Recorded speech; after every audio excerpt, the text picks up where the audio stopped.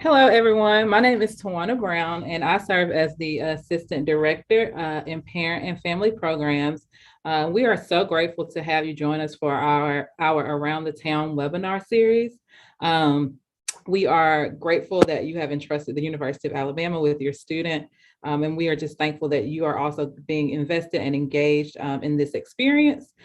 Today, we have Dr. Gigi. I hope I pronounced that right. Perfect. Perfect. And he's going to speak to us a little bit about the Civil Rights Trail. And so I'll just kind of turn it over to him to introduce himself. Sure. I'm John Gigi, and I'm a professor of history and Black or African American studies here at the university. I also direct something called the Summersell Center for the Study of the South, which is a really undergraduate focused research experience for students interested in all kinds of Southern histories. I'm also involved in different education initiatives within the local school systems to teach and think about how we bring Black history into the classrooms in high schools and also middle schools. Thank you so much for that. And so I just have a few questions that I wanted to ask about the Civil Rights Trail in here in Tuscaloosa. Can you tell us a little bit about how you got involved with that trail? Yeah, so the growth of the Civil Rights Trail really reflects the efforts of local Black citizens to demand that their stories become part of the fabric of the city in a more formal way. In many ways, the story of growing up in Tuscaloosa during the Civil Rights Movement is well known, but only in certain neighborhoods and areas of Tuscaloosa. And that's much to the city's detriment and much to the university's detriment, not to know the kind of the thick and rich history of protest and success and triumph here. So about 5 years ago, a series of citizens, along with myself and some others, began to imagine what would it be like to tell the city's history differently, particularly tell it by centering the experience of Black citizens during the movement. And naturally, what we discovered was that things look very, very differently, right? Landmarks suddenly pop up in ways that haven't been before. Stories of struggle become much more common. And then lastly, memories of the past that had long been hidden, I think, from the public became more public. And we talk more about them. Most specifically, what became foregrounded was really one of the last great untold stories of the civil rights movement, which happened in Tuscaloosa, believe it or not. On June 9, 1963, over 800 Black citizens had gathered in a local church, First African Baptist, and their goal was to march from that particular church downtown to the new courthouse. It was a span of about 4 blocks, but before they left the church and were able to start with their walk, they were attacked by a series of sheriffs, police officers, Klansmen, local citizens, in an effort to stop integration, to say that Tuscaloosa had been a center of white organizations like the Klan for a long time, and it wasn't going to change.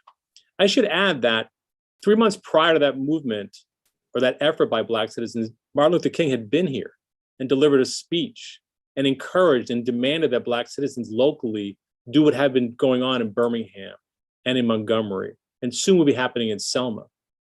It wasn't the case that King didn't recognize the efforts that were already in place to ask for the vote, to demand access to public spaces, but King wanted more. The citizens responded, and he built on a larger tradition of Black protest that became part of this day on June 9th, 1964, which has been dubbed by locals here in the community Bloody Tuesday. I should add as well that the reason King was so insistent that Tuscaloosa become a center of the movement was because it was the national center for the Ku Klux Klan. So when the Klan was very present, let's say in Montgomery or in Mississippi or in Anniston and different parts across the South, Klansmen were taking orders from offices here in Tuscaloosa. So King's idea was that if I can break the color line in Tuscaloosa, if I can bring the movement to Tuscaloosa itself, it would register as a huge victory against the Klan and against segregation in general.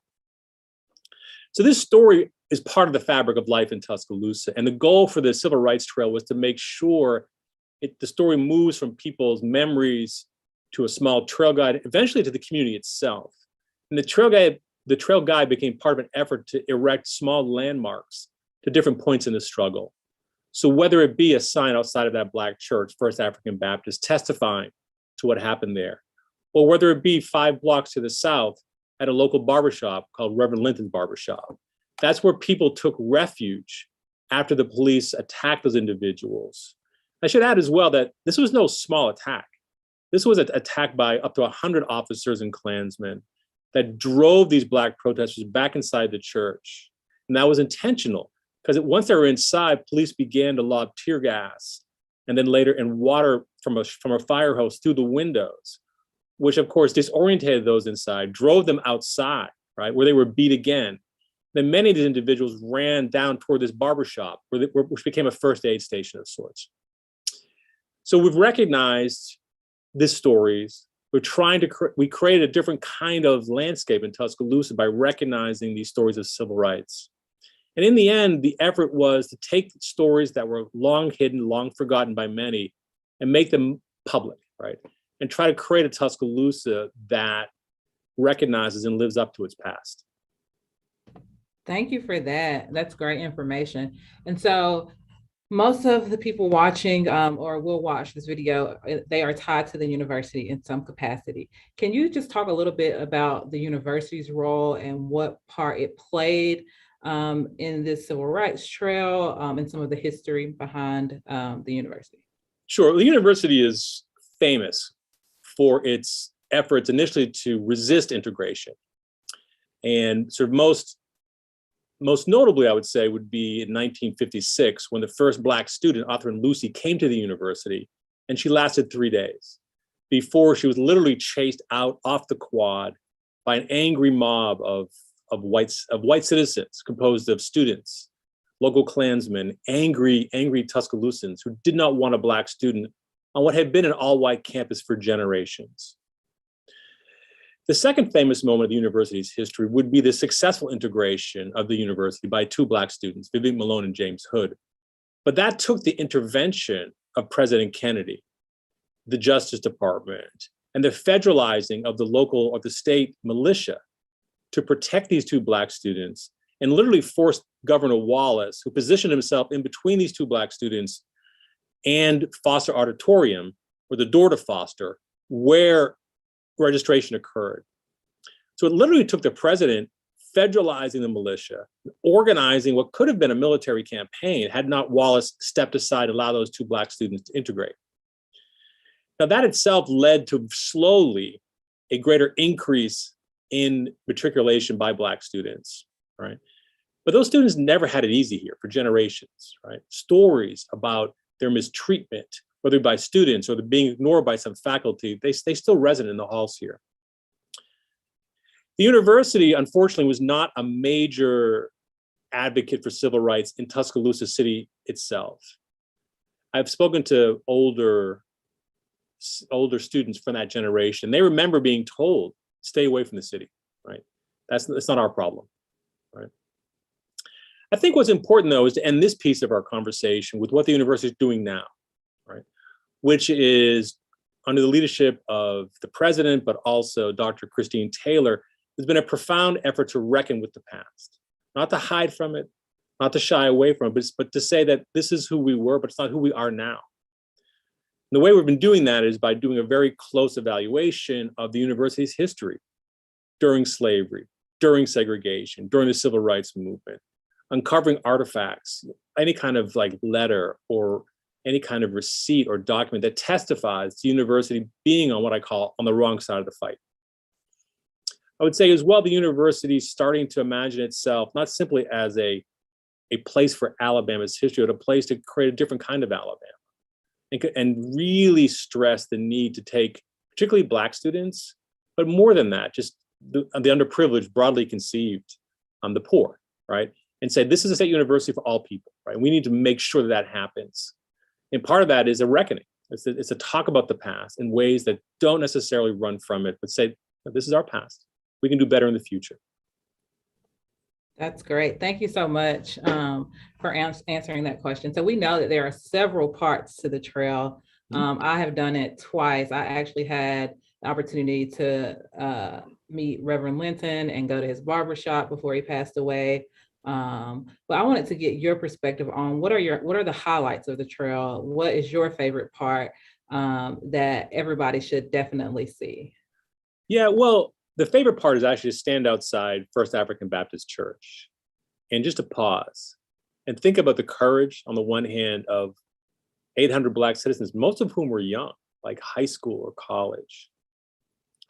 But then also think hard about the role of Stillman College, which is our Black local college that was birthed during Reconstruction, initially to train Black men for the Presbyterian ministry, but it's evolved, of course, to become a really important HBCU for the country, much less Alabama.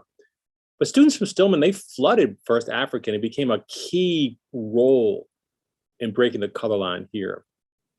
At the same time, is to recognize that that space outside First African is a sacred space. I mean, literally, Black people were beaten. They were left bleeding and bloodied. Many had to be tended at the hospital. To be able to stand there and think that this is a piece of history that literally changed this community, right? But more than that, it's a piece of history only recently being given the due it needs. Also, across the street from the cemetery, or across the street from the church, is a cemetery. And lining that cemetery are graves of former Confederate veterans. So there's a way in which what happened in that space was a response to what happened during the Civil War, right? Or what happened in the ways in which the Civil War was memorialized by putting Confederate graves right next to or in front of almost the most powerful Black church in West Alabama. I think as well it's important to move from that church, walk 5 blocks down to the barber shop, right? And pause there as well, because this is where people sought aid, right? People limped, bleeding down the street, having been chased for part of that by officers and by Klansmen. And that barbershop, that was a place where first aid was given, but also it was a place historically that ministers had gathered to plan and plot efforts to integrate the city. I should also say that the barbershop is important because when Arthur and Lucy was chased off the university campus in 1956, she took refuge in that barbershop. That's where she came, having been yelled at, having been thrown eggs at, there was gravel in her hair. That barbershop and those beauticians took care of her. While they did that, armed Black men surrounded that barbershop to make sure nothing bad was going to happen again to that young woman. So in between First African and then 5 blocks to the south, Linton's barbershop, it's just a really important piece of history. I think it's important to remember that even though this is a small town, that story occupies a place in every Southern town.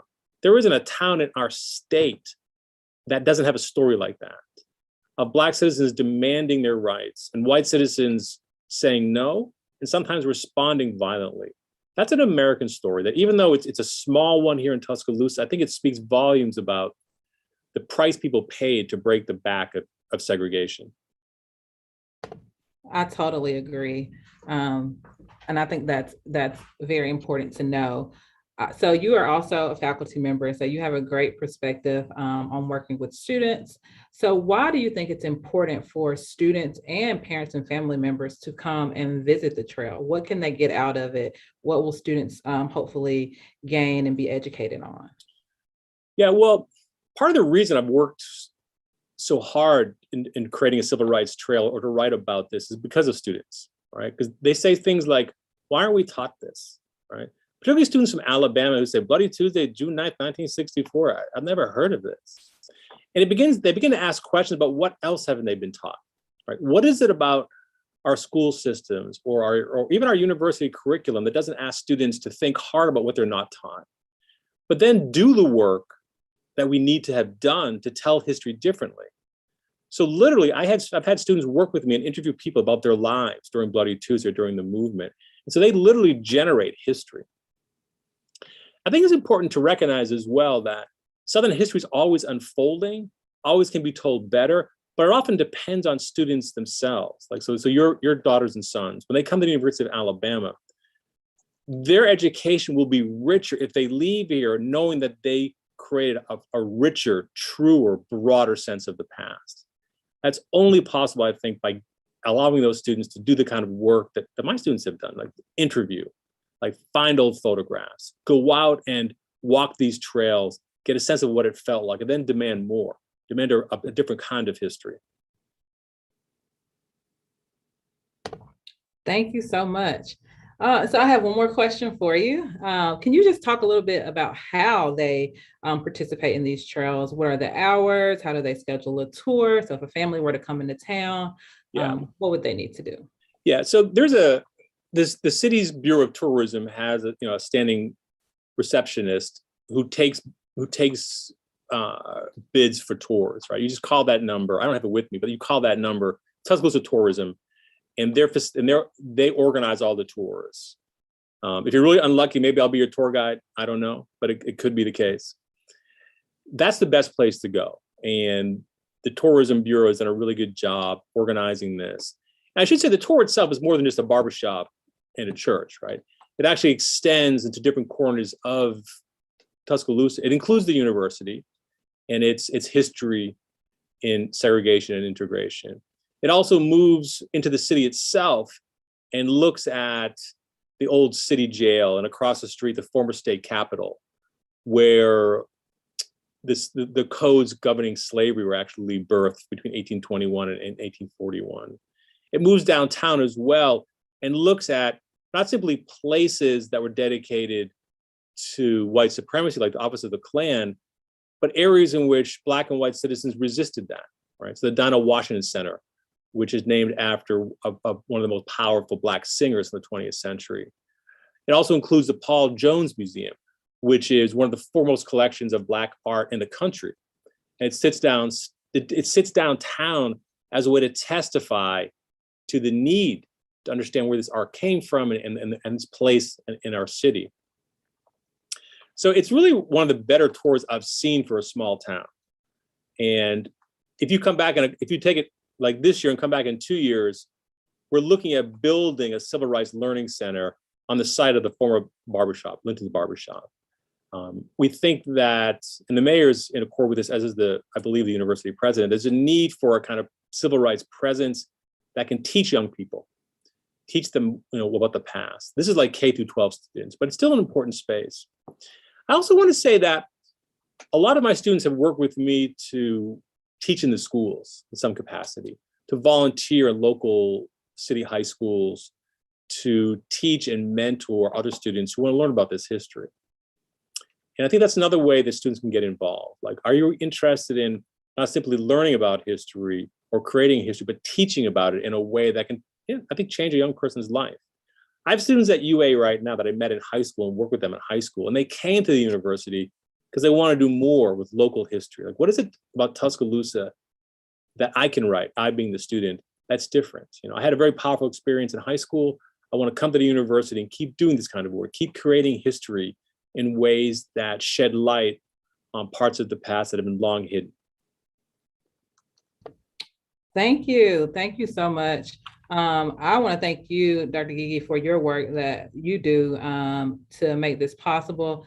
I have, like I said before, done the trail twice. The last time was with Scott. He was an amazing tour guide as well. And so I really enjoy it. I think it is very vital to our community. I am also from Tuscaloosa and never heard any of this history in high school. And so students being able to get this information freely and being able to do tours and things like that to learn is very vital to, I think, their education and experience being a University of Alabama student. And so we would just really like to thank you. I also like to thank the parents and family members that are joining us live and the ones that will watch this later. Please schedule a tour when you come and visit your student. You will not regret it. It is very beneficial. And then join us next week. So next week we will have someone from the Paul Bryant Museum talking about a little bit about their history and a little bit about Paul Bryant. And so that will also be a good time. So